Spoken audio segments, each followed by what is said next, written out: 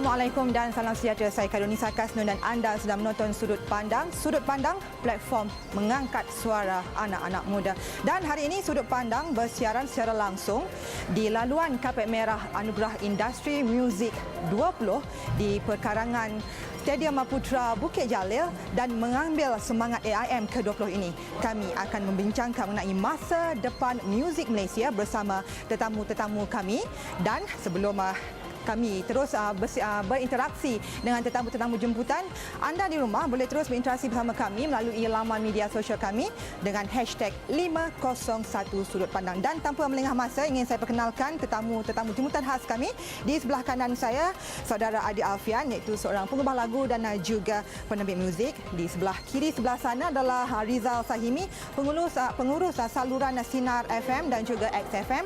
Dan di sebelah kiri saya, Damian Mikael, iaitu penyanyi, penerbit muzik dan juga pengubah lagu. Terima kasih kepada tiga-tiga panel kerana sudi bersama kami di Sudut Pandang membicarakan soal muzik ini, masa depan muzik ini. Okey, saya nak terus kepada soalan pertama bersama Abang Aidi. Okey, Abang Aidi orang lama dalam industri muzik ini, melihat kepada memandang depan masa depan muzik ini, melihat perbezaan muzik dulu dan muzik sekarang. Apa pandangan Abang Aidi? Bezanya memang banyak lah. Ya. Muka-muka pun berbeza, bunyi pun berbeza, cara penyediaan muzik dan cara nak mendengar tu pun beza. Orang tak banyak, susah cari orang yang ada hi-fi, good stereo kat rumah untuk appreciate muzik. Appreciation pun beza, penyediaan beza, appreciation beza, diniagakan pun berbeza. Itu boleh dikatakan somewhat menyedihkan juga, kerana orang dah tak appreciate. Orang yang buat pun tak appreciate, orang yang mendengar pun tak appreciate, meniaga pun tak appreciate sangat. Makanan pun banyak yang dah jadi makanan segera. Jadi penyediaan makanan pun dah tak sama. Maksudnya cepat terlalu banyak. Ya. Apa yang jual, yang penting tu apa? Tak apa sure lah, tak clear itu. Okey, Abang Aidi cakap dia terlalu cepat dan tak appreciate. Pada pandangan Rizal sendiri sebagai orang yang berada di radio, pandangan Rizal sendiri bagaimana? Saya setuju dengan apa Abang Aidi cakap tadi. Memang cepat, cycle dia memang cepat. Tapi bila saya kata cycle cepat tu, maknanya medium untuk orang nak dapatkan lagu-lagu ni dah banyak. Jadi contohnya macam orang boleh download daripada iTunes ada, tak pun download pun ada dah dari tempat-tempat yang boleh download yang memang boleh download lah. Lepas tu dan memang orang boleh dapat medium-medium macam YouTube, boleh banyaklah tempat dia. Jadi bila orang boleh dengar banyak-banyak kali satu lagu tu, contohnya dulu boleh dengar kat radio saja. Dia dah boleh harapkan radio saja, tapi sekarang ada YouTube, ada medium-medium lain. Jadi orang boleh dengar banyak kali. Jadi cycle lagu tu dah boleh jadi cepat. Even dekat radio pun sekarang, kalau sebab kita memang mainkan lagu ikut apa yang pendengar nak dengar. Jadi cycle dekat dalam radio pun cepat, sebab orang bila dah dengar lagu ni banyak kali, dah dengar kat radio, bila kita buat research kita, lagu ni orang dah tak nak dengar sangat. Jadi radio pun macam buat apa nak main lagu orang yang dah tak nak dengar lagi kan. Jadi cycle tu dah cepat. Saya setuju kata apa Abang Adi, itu disebabkan dengan medium-medium lagu yang banyak, dan orang boleh dapat banyak tempat lah. Betul dia. Okey, Damien, macam kita dengar apa dia cakap, macam Rizal cakap, cycle tu terlalu cepat dan orang tidak appreciate lagu sekarang ni nak compare tu dulu. Jadi kalau kita lihat lah macam kumpulan-kumpulan rock kapak ataupun muzik slow yang dulu, kenapa kalau macam saya bagi contoh, adik saya berbeza 11 tahun dengan saya, dia masih boleh menyanyi lagu yang dulu macam lagu Search, lagu Wings, lagu kumpulan Data, boleh nyanyi yang waktu itu dia pun tak lahir lagi. Tapi kenapa lagu sekarang ni agak sukar untuk diingati? Dia famous masa time dia keluar, masa time launch, lepas tu susah naik. Damian. Okey, pada pendapat saya rasa ada kemungkinan besar seperti mana kata Abang Adik tadi, abang saya. Yalah, pembikinan tu, cara sekarang kita membuat lagu pun dah berbeza dengan cara orang-orang dulu buat lagu kan. Dengan teknologi pun sekarang dah banyak membantu dari segi production, dari segi sound quality.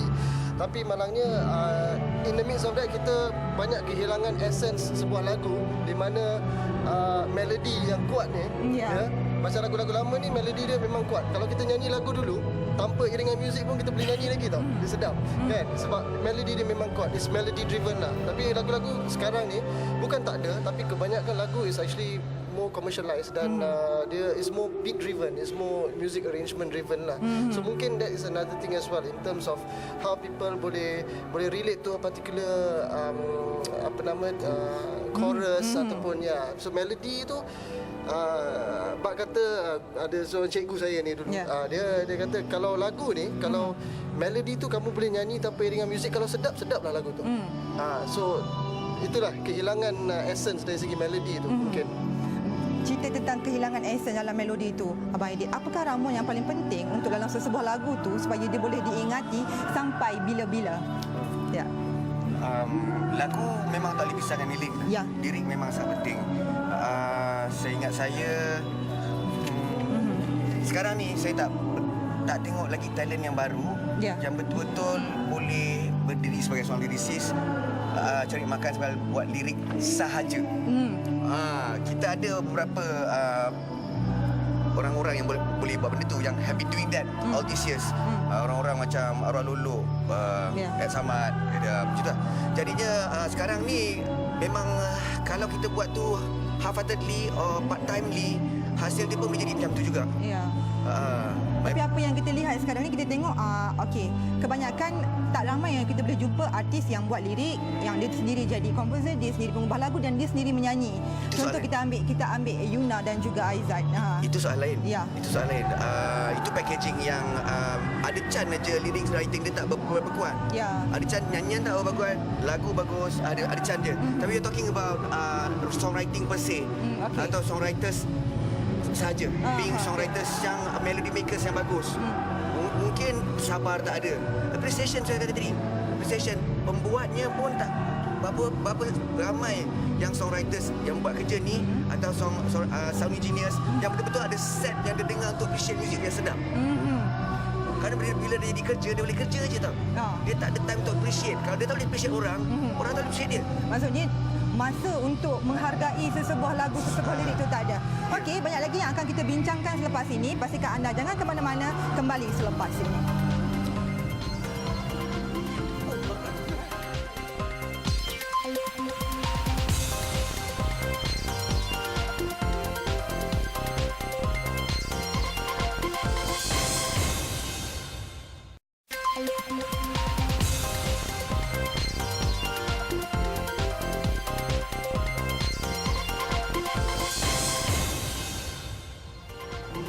Baik, bertemu kembali dalam Sudut Pandang platform mengangkat suara anak-anak muda. Dan sebelum kita meneruskan perbincangan hari ini, iaitu mengenai masa depan muzik Malaysia, kita ke Kini Trending dulu bersama Ian Johan Arif. Kita tengok apa yang trending mengenai muzik ini, Ian.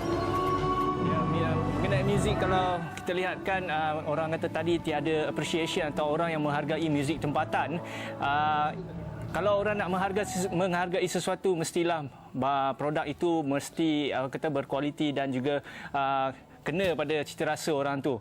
Dan untuk muzik tempatan, ramai orang yang mula orang kata muzik sudah improve dan sebagainya, tetapi ramai juga masih mengkritik. Kalau kita nak lihat grafik yang pertama ini, muzik Malaysia, kita Wan Khairi, daripada Wan Khairi, di mana dia kata merasakan industri muzik tempatan kian hambar.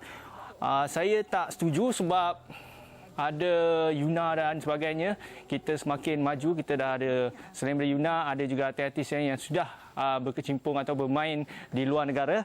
Seterusnya, muzik Malaysia tiada originality, dan kalau ini saya mungkin setuju sebab kebanyakan muzik yang kita dengar mungkin ada sama rentaknya, iramanya seperti muzik di antarabangsa ya. Seterusnya, kalau daripada Club Kid, kalau orang Malaysia lebih teruja dengan muzik luar, muzik antarabangsa, bukan kalau kita sudah mengappreciate atau menghargai muzik tempatan, sudah pasti kita akan kalahkan K-pop. Dan seterusnya, mungkin komen yang terakhir ialah muzik tempatan tiada kematangan. Itu komen orang ramai, kita tak tahu, mungkin panel-panel kita ada pandangan mereka sendiri. Kita kembali semula kepada Nisa.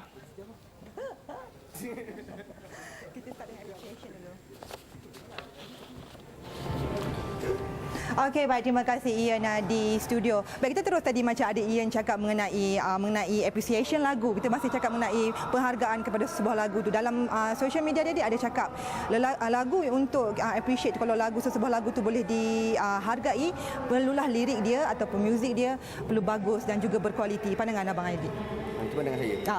Pandangan Abang Aidil bagaimana? Kualiti tu subjektif tau sebenarnya. Ya. Subjektif sebenarnya, maksud saya pulang pada siapa yang melihat. Jauh hari mengenal manikam kan. Ya. Kalau dia tak suka perempuan, dia tahu perempuan tak lawa lah perempuan ni. Betul, subjektif betul lah. Jadi macam saya dulu, saya first time saya ingat tahun bila awal 2000-an. Saya first time nak beli gitar quality tau. Ya. Kawan saya simpankan gitar tu, gitar Taylor bagus. Jadi saya try, saya rasa kenapa tak kena ni kan. Masa perasan selama ni saya main gitar yang bukan gitar mahal.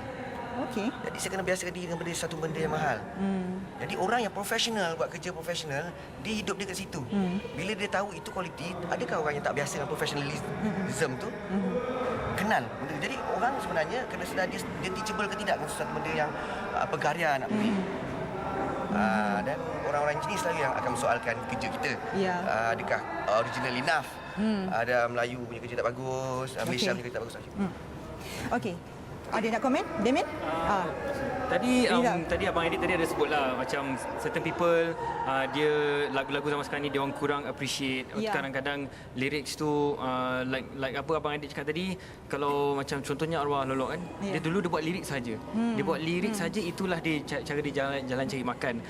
Sekarang ni memang dah kurang sebab mungkin ada faktor-faktor yang benda-benda lain lah kan. Jadi tapi memang ada tapi tak Kurang. banyak macam dulu lah. I mean dia dulu pun tak banyak. Okey. Tapi Cuma memang tak banyak nak kata orang yang tak appreciate lagu ni, saya nak kata yang jenis yang nak kata, sebab saya rasa ni daripada Gen Y dengan Gen X punya perspektif. Saya rasa banyak komposer-komposer yang Gen X banyak selalu kata yang Gen Y ni macam kurang bila kerana dia tak ada fokus, dia tak ada buat itu. Kadang-kadang macam abang cakap tadi, lirik pun dia tak buat lirik sahaja, dia buat itu, dia buat ini. Jadi pada saya rasa from a Gen Y punya perspektif, saya rasa memang Gen Y zaman sekarang ni kurang fokus dia, memang dia punya pengetahuan dalam bidang muzik ni kurang.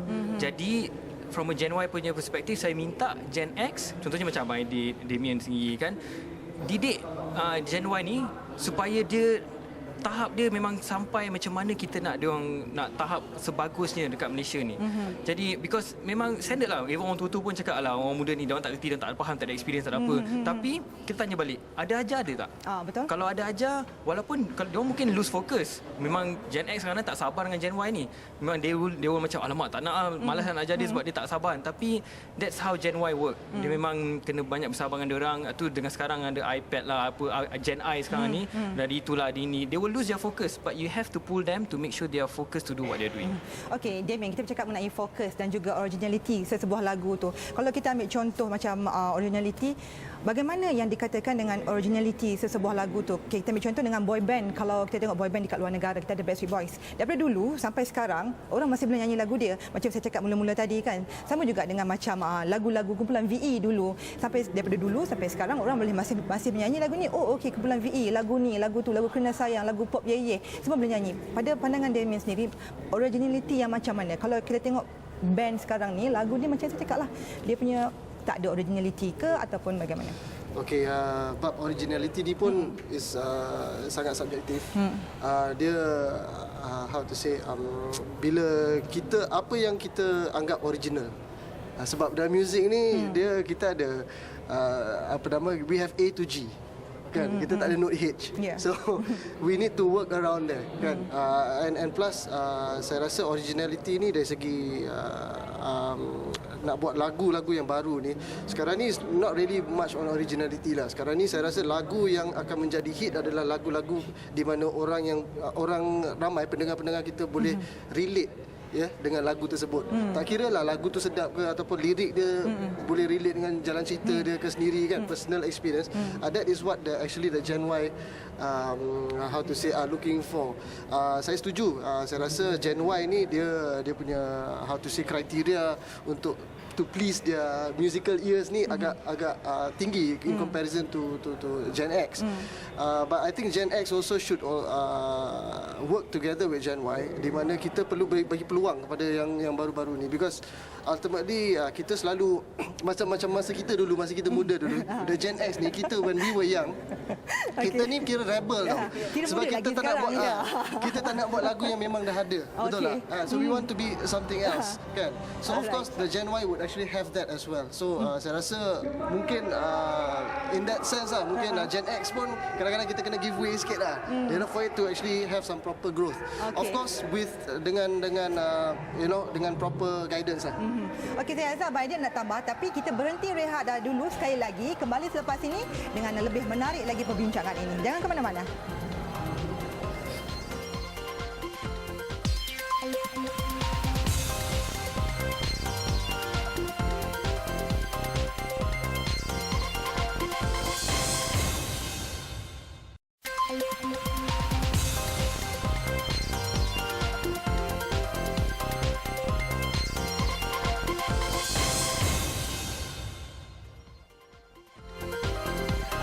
Kembali dalam sudut pandang tadi, masa tengah break tadi kita sebut berbincang mengenai pencenggahan pendapat antara Gen Y dan juga Gen X mengenai masa depan pendapat muzik masing-masing ni, dan kita terus saja bersama Abang Aidil. Apa yang dibincangkan terlalu hangat mengenai Gen Y dan Gen X mengenai masa depan muzik ni? Baik. Saya kata saya masih Gen Y. Tak, masa saya Gen Y dulu, Gen X-nya Alaim Nasir dan Lolo lah. Sekarang diorang dah macam apa? Atas di X. Jadi saya dah Y, saya dah X. W X Y. So pada masa tu saya Y, diorang X, dan kami baik. Dan bila kami baik, I try to be teachable.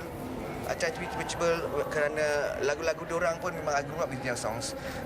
Respect tinggi. Diorang tak perlu tahu tu depan TV kan.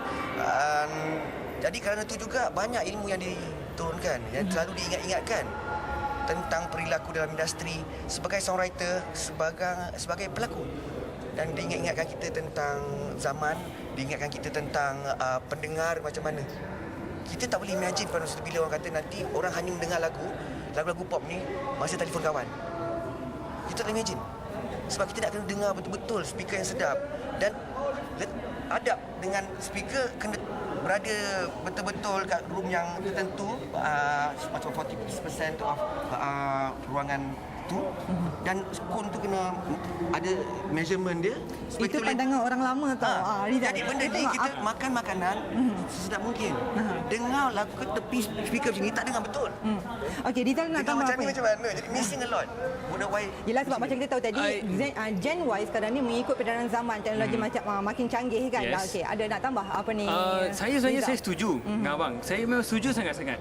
Jadi macam kita discuss tadi masa break tadi, kadang-kadang information yang macam ni Gen Y kadang-kadang tak dapat. And then diorang jenis, again saya nak stresskan yang diorang ni jenis yang tak fokus. Sebab saya faham, saya pun macam tu juga.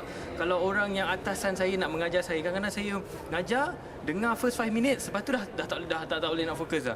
Jadi the thing is strategy right now. Memang bila kita nak buat sesuatu, memang kita kena fokus, memang kalau boleh memang nak sedap. Tapi you have to understand that zaman sekarang, that especially for Gen Ys nowadays, banyak faktor-faktor. Contohnya cost of living naik. And also there are a lot of rising stars keliling diorang yang cepat tau. Memang cepat, and they are also battling dengan international yang memang masuk dengan banyaknya, and they are naik cepat. So they have to move fast. So diorang tak boleh nak duduk tunggu, diorang tak boleh. They have to make sure they act quickly and they have to act fast. Kadang-kadang boleh keluar produk yang tak seberapa. Kadang-kadang boleh keluar. Damian, macam Rizal cakap, pengaruh daripada luar negara tu terlalu banyak, dan kita perlu bersaing dengan pengaruh daripada industri daripada luar negara tu. Okey, kalau kita melihat dalam negara sendiri, bagaimana kita nak jual, nak market lagu tempatan kita ni hingga boleh tembusi ke pasaran antarabangsa, Damian? Well, first things first, kita kena support music kita sendirilah. Kalau kita tak support music kita nak orang lain support music kita susah, kan? So of course dia akan start daripada sini. But sekarang pun actually ada ramai artis-artis yang even independent, even yang the new guys yang because they are a YouTube community kan. So mentality the generation sekarang ni is different. Macam zaman kita dulu, zaman kita dulu we had this thing called idola. So if we saw Abang M Nasir kan, so we would like macam imagine kalau kan best kalau dapat jadi macam dia. Yeah. He will be my idol. Abang Amy search, wow, you know, it will be great to be him. He's a star kan. Tapi zaman sekarang ni the trend is actually very different. Mentality wise, you are absolutely right. Betul. Budak-budak sekarang ni is not about idolizing. Kalau dia tengok ada something, dia rasa dia boleh buat lagi elok dan lagi bagus daripada benda tu, if not as good. So Gen Y ni dia more advanced because of course sebab kompetitif. Dia resources dia banyak kan. Macam dulu kita nak record, kalau macam saya sendiri, saya nak record, saya nak buat harmony, saya kena record dengan cassette deck 2 tu kan, tukar-tukar. That was my multi track zaman tu. Tapi sekarang ni it's very cheap to actually do a setup dekat rumah kan. You can actually learn all that. Everything is online. Ya. Sebab dulu kita nak cari kaset yang kita suka pun kita kena keluar, you know, everywhere Ada tu cari. berusaha sikit untuk Nak cari lirik pun tak ada Google dulu. Kita kena dengar, sekarang ni rewind hanya balik. di hujung jari Yes. Okey, bercerita mengenai tu, apa ni Rizal, peranan orang radio sendiri bagaimana untuk kita memarketkan lagu tempatan sendiri, terutama sekali kalau kita sendiri yang membantu untuk memarketkan lagu tempatan kita. Saya percaya kita boleh kalahkan K-pop seperti dalam social media yang disebutkan Ian Boleh? tadi. Ya. Boleh, senang saja. Kalau apa yang kita tengok orang international buat, orang Korea buat, orang international buat, dia orang apa market gila-gila dekat YouTube, market gila-gila online, social media. They don't, because sekarang ni radio is not 100% of the marketing medium for music. Okay. Not 100%. I would say now it's 50%. The other 50 is promo online, social media, YouTube, internet. That is the main thing that dia orang kena buat. And itu memang dia orang sendiri kena buat. Dia orang boleh employ lah sesiapa label ke sesiapa lah yang boleh buat PE ke apa nak buat janji buat, itu yang paling penting. Dan to wrap up balik yang pasal Gen Y dan Gen X tu, macam saya cakap dengan Abang Edi tadi, I think Gen Y dengan Gen X zaman sekarang ni, you have to work together. Dulu boleh, dulu memang they can work together. Tapi sekarang saya admit Gen Y sekarang ni ada yang memang disrespectful, ada juga yang dengar memang nak ambil ilham orang lama, ada. Tapi Gen X pun ada yang disrespect the Gen Y. betul juga, itu betul juga. Mana yang kurang sabar sikit kan. Jadi Gen X pun saya minta sabar lah 30 second saya tanya dengan Abang Aidit. 30 saat Abang Aidit. Ke mana arah tuju sebenarnya muzik Malaysia sekarang ni? Adakah kita ikut identiti kita ataupun mengikut identiti orang lain? 30 saat Abang Aidit. Depends on identiti kita. Orang pun kata apa identiti Hong Kong music, apa identiti Korean music. Dia buat kekoreaan mereka. Kita buat kemelayuan kita atau Malaysiaan kita. Ya. Jangan kita nyanyi lagu Melayu bunyi macam orang Indonesia. Okey. Itu saya anti sangat. Macam Melayu sudah. Okey. Orang lain Damian, Saya rasa lagu Korea pun lagu Korea pun bukan bunyi Korea. It's imported music daripada Western kan. So kita pun perlu open our minds before we actually create our own identity. Kita kena buka minda kita dulu. Itu saja. Terima kasih kepada semua ketiga panel kami. Okey, terima kasih kepada anda semua kerana sudi menonton Sudut Pandang malam ini. Teruskan berinteraksi bersama kami melalui #501 Sudut Pandang. Saya Kairunisa Kasnun. Assalamualaikum. Salam hormat. Terima kasih bang. Terima kasih.